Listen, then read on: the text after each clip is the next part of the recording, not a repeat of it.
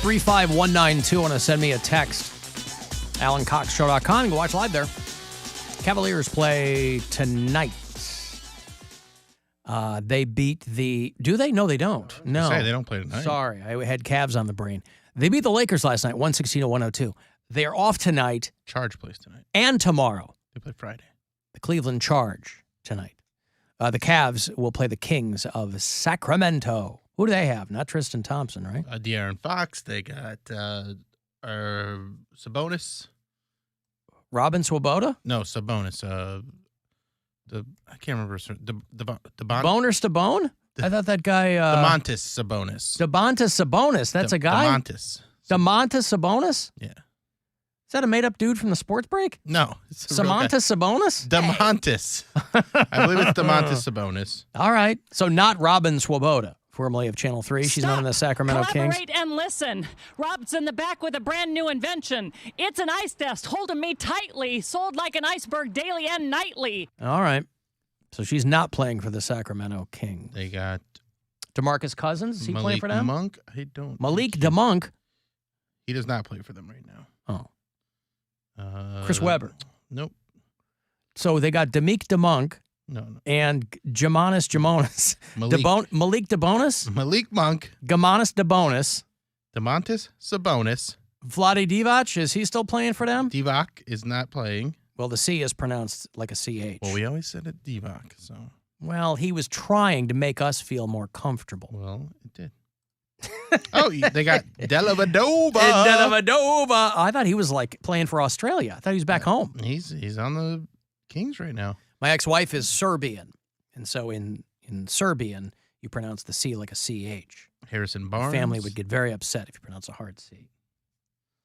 Anyway, the Cavs coming off a big win against LeBron and the Lakers last night. They'll take tonight and tomorrow off, and then Friday against the Sacramento Kings here on WMMS and on the iHeartRadio app. Let me go to Cody in Orville. Hello, Cody. Hey, how's it going, guys? What's going on, man? How are you? Yeah, not too bad. Hey, you guys were just talking here recently. I just finished up with work, so I'm getting a chance to call you. We were talking about the Ted Cruz's daughter, and I picked up that you were talking you sounded shocked about her claiming to be bisexual at 14. So I just wanted to kind of add my own situation into that conversation. My daughter is 13. And she has identified as bisexual. She kind of leans more on the female side of things. But I didn't, and we're open, and we're very supportive of the whole situation. But I never would have imagined by sixth grade and seventh grade, it's kind of full on now. But sixth grade, these kids are all starting to pick new pronouns. They're all starting to identify, to experiment. It's very odd. But it seems very common because pretty much all of her friends are identifying as something, or a lot of them are bisexual, and it's just like, I don't know. That didn't seem to be a thing when we were this age. I think also, to your point, Cody, I think what I think of is when we were younger, like, I knew I liked girls from, like, kindergarten, right? I was hiding in a bush trying to get somebody to smooch me. So I knew I was a straight kid, and so if I had come out as straight, that would have been. But when we were kids, it was like you didn't know what you didn't know. Like Poundcake says, you didn't talk about it. So it was like it was a much more binary choice. Where now kids are like, okay, there's things. One of these things is going to comport with how I feel, and now it has a name, and now that's so. And it's not as taboo to talk about because also, especially if you're a boy, if you were a boy that everyone suspected was gay, everybody was calling you that, and you'd fight against it. Like you would. Right. Well, it doesn't really seem to be that way. Even when my daughter's telling me these things, I'm concerned with how she's going to be treated in school. It really doesn't seem that way anymore. Everybody seems very supportive. Her teachers are very, very supportive. We've had conversations with them about it. And I think some of these kids do it because it seems to be like you're getting way more attention for that. Some of them, it doesn't seem to be like they're really interested. It just seems to be an attention grabber. But I mean, at 13, 14 years old, these kids they're all over the place. Attention grabber, but also trying to fit in because everybody else is got something, so you go, oh yeah, well I'm that too. Yeah. And I think it's a very harmless way to experiment and feel like there's not such a strict boundary on sexuality like we were all taught there is when we were that age, because there was, first of all, you were supposed to like girls, but then you weren't supposed to do anything about it until you were 25 years old and married. Like it's ridiculous. Yeah, throw religion into the mix. Yeah, plus, thank you, Cody. I appreciate the call, man. There's Cody out in Orville. Plus, I think of my older daughter, who is now a freshman in college, but a girl that she has known since middle school. They did theater together for years and years and years. And now she and her peer group, they're all freshmen in college. And her friend came out as trans, a trans man, and wanted top surgery. So, which is all well and good. That's great. She launched a GoFundMe for it. And that's where you see kind of you see where people set their boundaries. Because I was hearing murmuring from like other parents. One of them mentioned it to me in passing. And I think she was trying to feel me out. But basically she was telling me like, I'm all for it and good for her. I think it's an overstep. But she can't expect us to pay for it. And I'm like, well, she's not asking us to do that. She just posted a GoFundMe because this is what she wants to do. If she doesn't get enough money, she can't do it. I mean, but I was surprised that this person, people have their own limits, I guess. And for this person that was talking to me, and I was just very kind of, that was the first I had heard of it. So I was just kind of coming to that. I was like, well, that would probably that's great for her. And I hope that it works out. And, I kicked in a little bit, but I mean, and nobody has to, but that's why it's you're not required. It's not. To do that. Yeah, it's like any other situation. If your friend starts a GoFundMe because they got hurt in a car wreck, but even if you don't have to contribute to it. Even if it was like my own kid or like my own family member, I feel like I would still be skeptical because I'm one of those people who I don't want to do surgery unless it's absolutely necessary. And when you're 18 and of age and can afford it, by all means. If that's what you're meant to do, then that's what you're meant to do. But I don't want to feel any guilt if you go under the knife or something like that and something happens to you or years down the line. Well, why would you feel guilty? Because I would. I feel guilty for something like that. But that's on you, How come not you on don't feel them. guilty about all the things you do to us? What do you mean? I don't know. You just push through a lot. Okay. Well, I'm not making him go through surgery. Okay. No, well, my son, he got top surgery when he was 18 years old. And was it 18? Yeah, 18. So that was 2 years ago now. And we paid for it. My wife and I paid for it. Ex-wife paid for it together. And it was really important to him because, and again, he was going to psychiatrists on the regular. He was, he was ready for it. Because he was the dysphoria that you have seeing the body that you have, and it's not the body that you feel like you should be in, is very jarring. And it's a very hard thing to reconcile. You also have to have way more consultations than people who are anti-trans realize. They think you walk in and the doctor goes, okay, we'll chop everything off. They go, man, you got to jump through hoops. When it comes to the amount of doctor's appointments that I took my son to over the years, it was almost every single week for 7 years. Yeah. We were going to... Damn, that's expensive in itself. It was, yeah. There's a lot that goes into it. So I mean, from the 2015 when he told me to so that was 6 years of doctor's appointments before he got top surgery. So many doctor's appointments, and people talk about kids going through phases or wanting to do it for attention. Yes, there are kids that do that, but they don't go to the doctor's appointments. When the doctor's appointments start happening, usually they'll stop or they'll find an interest in something else. My son never canceled one. He never missed one. It was the most important thing to him. And he showed that to us time and time again, where he was ready for it. Well, and he was doing the work to go down that road. Whereas if I had seen even a little bit of a waiver, I would have questioned it. But are you sure you want to do this? Yeah, he had such a drive that I was like, okay, I see that this is what he needs. Well, I would just say to you, Bill, I am offended that your son did that because he has been a man shorter than I have, and he's thriving at it. What? He's thriving at it a lot better than I have. He's more of a man than you'll ever be. He's like, I got it together. This man thing isn't so bad. What are you talking about? I'm dying over here. I hate it.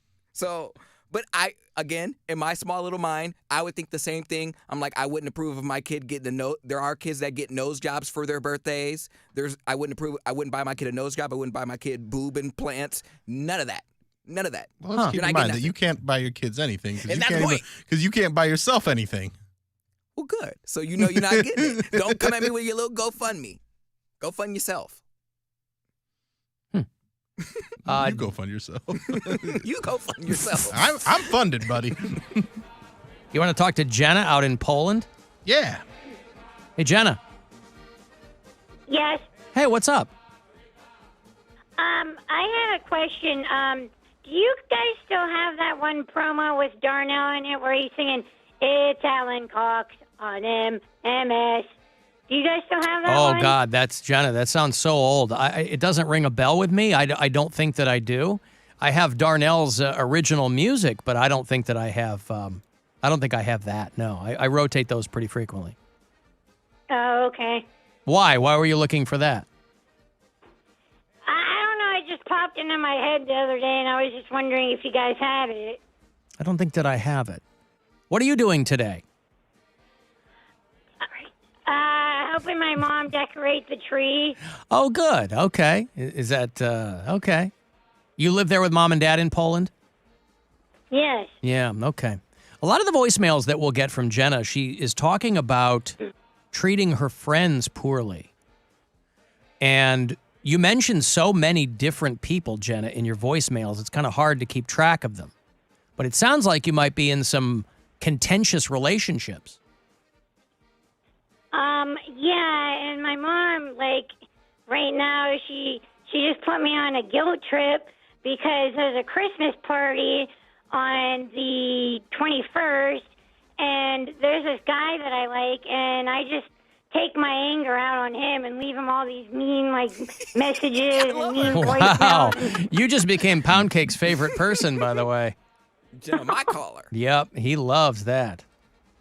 Well, yeah, I played a Sweet Nothings yesterday, and it was you saying it's beginning to look a lot like a guilt trip, and it was so out of context that have you gotten that squared away, or is it still working itself out? I'm trying to figure out how to deal with that. Yeah. Okay. Well, have fun with the tree, okay? Mm-hmm. All right, Jenna. Okay, Merry Christmas. Merry Christmas to you It's happy too. holidays. Darnell. And This song is called yep. What's it called? A Love for All Seasons. Right. I think of this as a Christmas song. Tonight, it's a love for all seasons tonight. Winter, spring, summer, and fall, it's alright. Yeah, it's a party right here tonight. Did we determine if, perhaps we've already covered it, is Jenna in a wheelchair? I don't believe so. I don't think so either, right? Like, Darnell is infirmed. Like, he's, that's how he gets around. But, all right. Don't sleep on the humming. That's what gives it that extra sweet touch.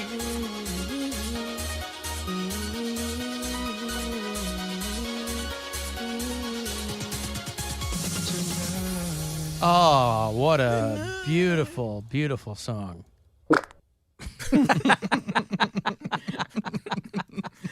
Y'all getting cold for Christmas. Y'all getting Cole. People with birthdays around Christmas get screwed. Gwen's birthday is about a week before Christmas. My son turns 22 tomorrow. And I'm so awful at getting gifts that I'm just I'll get Gwen a big spa day and, that whole thing. But I hit my son up and I go, because my daughter's Christmas concert at Michigan State is Saturday, so we're going to see them then. But I don't think my son's going to be there because he has a DJ gig that night. And so I'm kind of like, hey, I wanted to take him to Future and Kodak Black in Detroit next month. And he was like, yeah, maybe. And I was like, okay. I was hoping he'd be like really into it, but it didn't sound like he's that, like he likes somebody, goes, I don't know about you, whatever. Oh, I love So now well, yeah, it'd be fun. It's Future, Kodak Black, and Jeezy. And so I go, well, how about if we go to that? And because I took my daughter to Billie Eilish back in March. And that was like a graduation present. And so I was like, oh, well, why don't we go to this next month? It'll be your birthday present, whatever. It's usually birthday/Christmas, because that's what you have to do if you have a birthday in December. But I don't think he was that into it. So I'm like, oh, now I got to come up with something. I thought I had, it was actually Gwen's suggestion. I thought that I had hit the bullseye with that. But now I'm back to zero. So I don't know. Because I usually just, my son's going to be 22 tomorrow. My daughter's 18. I usually just give him money. Yeah. Which feels really impersonal, but I'm like, they're both in college. They always need money. So I'm like, I would rather just like Venmo them. It's really impersonal for a birthday or something. But I also, I would never have complained if my parents were like, here's money for your birthday or whatever. Thank you. Yeah, my daughter's birthday's around Christmas, and she's getting ready for a party. And I was like, hey, do you want to celebrate your birthday party at Chris McQuanzica? And she was actually really pumped about that. And I was like, that's great, because I can have them come and enjoy the show. You going to bring her up? I don't know if I'll bring her up on stage. I don't think she would be into that, but Right. she likes to come to the show, and she wants to, she's more of a fan of Jasmine than anything. She's excited about that. She doesn't care about my comedy, but Jasmine Carter. Oh, Jasmine Carter's funny. Yeah, and she's foxy, too. Yeah. So she's excited about that. But we always have to make sure we do something for her birthday and don't just lump it all into Christmas. So, she'll come to the show. I'll give her some money, and she'll have a good time. And her friends will be like, oh, your dad is so famous. Which is always a cool thing. It's like all the girls at my son's high school graduation party. They were like, are you the one who's you're Jude's dad? Yes. That was the big thing. Yeah. That I'm Instagram verified. Not that you've been on the radio for 30 years. Well, they don't care about that. Right. And I wouldn't expect him to either. I didn't expect him to. I mean, I've been around his friends their whole lives, right? So, like, I know who everybody is and vice versa. But it was just the ones that didn't know. They were like, are you Jude's dad? I go, yeah. They go, you're Instagram verified? I go, I guess, yeah. It's not something I think about. Boy, that was, once word made its way through the party that his dad was Instagram verified. That's all anybody cared about. Your son is a Sagittarius? I mean, his birthday's tomorrow. Is that what that is? I think he's a Sagittarius. Yeah. All right. And what does that mean? Oh, nothing. Oh, nothing? Well, why is it a big deal? It seems like it's something. Yeah. I'm pretty sure he's a Vegetarius, man. Yeah. All right. Weird dad Because, yeah. Because what, Poundcake? No, the Sagittarius are just fun. They're just very fun people. How so? That's all made up. They're what? I don't know. I mean, my wife's a Sagittarius, too. Yes, I know. If they're born around a certain time, Sagittarius are just fun. That means my dad is also a Sagittarius. You still want to go on with that? Sagittariuses are fun. You probably don't know your dad like I know your dad, Bill. The hell does that mean? What does that mean? God. He's just wild about saffron. In the biblical sense. Huh. You trying to get me back for how I'm talking about your mom? Yes. It's not working. You want to pass your dad off on me? Fine. I don't think you're going to find a willing participant in whatever you're trying to sell. I need to get laid before the year is done, man. I can't do this anymore. Man, he really is. He's hurting. Why? Especially with this new Why aren't you going out with people? Because I don't want to. I just want. Well, that's a good way to get yourself laid. Can you just come in, turn off your headlights, and then don't say anything, and then leave after? Turn off your headlights. No, keep the headlights on. I like the shadows cast across the wall. I hate that. I hate when they pull up in the driveway all high and mighty. And then they high and mighty. I don't want people to know. Like Do you know what high and mighty means? Yeah, but they have all the confidence. They just pull up in the driveway, music beating, like they, and they just like want to park there. I'm like, no, park on the street first off, and be discreet. Like, even though I'm gay and I'm they open- pull up and you just hear the muffled, loud music in the car. And you're like, is this your car? Is this your house? I hear myself on speakerphone inside of their car. I'm like, it's me, yes. Shh, shh, quiet, my roommate's sleeping. All right. Turn everything off, then you hear. That's him banging his dong against the front door. I was like, I told you, like, I was coming. You don't have to, like, open the door. You don't have to knock on the door like that. Uh-huh. Sick of it. I hate them. And then when I got a big load, I go put it in there. But what happens? What does he say when it's all done? Oh, you just made a mess. Now get out. Get out. Big ones, small ones, skinny ones, tall ones, brown ones, black ones, round ones, fat ones. Oh, boy. I do have a huge penis. All right, listen, I'm late here. I've got to go. If you want to drop the last word, shoot me a text, 35192. We'll take the last break here, come back, wrap everything up, and we'll be back. It's the Alan Cox Show. Everywhere on our free iHeartRadio app or whatever smart device you have.